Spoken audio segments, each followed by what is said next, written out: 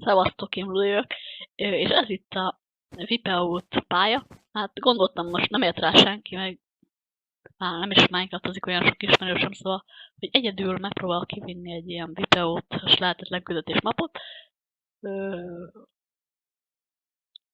És akkor kezdem is. Ugye aranyalma volt egy ládában, ott azt néztem. Ebbe. Akkor gondolom 64 van összesen, na akkor kezdhetjük is, ha ezt mondom, és... Hát ugye ez az óra rossz, szóval... Egy, Júj! Eddig jó. Jaj! Megpróbálok most mindent úgy vinni, hogy nagyjából majdnem teljesen jó. Ha valami nagyon elején esek le, akkor visszaúszok. Jaj! Na oké. Oké. Ez az! Sose vittem még úgy. Ez kurva nehéz. Na jó, bocsánat. Ez nagyon nehéz. Pillanatosan is jó. Ez egy nagyon szép modell. Egyébként jó volt, csak ez az egy volt. Ami nem sikerült. Nem tudom miért, de nehezebb róla elrúgni. Akkor jöjjön most ez a víz. Majdnem csaltam, nem vagyok féléje.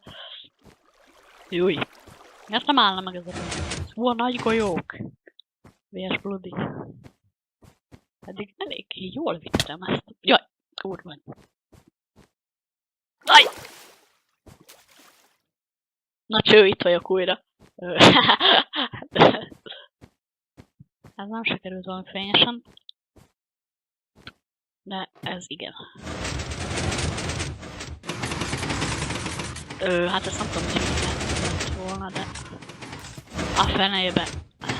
Na, újra itt vagyok. Hát ez sajnos nem sikerült, de most már tettem oda létrát, hogyha vissza kéne húzni. De most már nem kell. Ez első szó sikerült, és... Ez az mennyi? 10 másodperc alatt végigvittem a pályát, és akkor vissza is megyek most a elejére. Itt már nincs akadály, csak hány vörös gyapjút tettem volna, de hát... Bennem van a hiba. Ez mi? Mindegy, mondom, hogy rossz az óra. Na. Akkor ott van a Higgs kórom, nem? Na, mindegy. Oké. Hát akkor...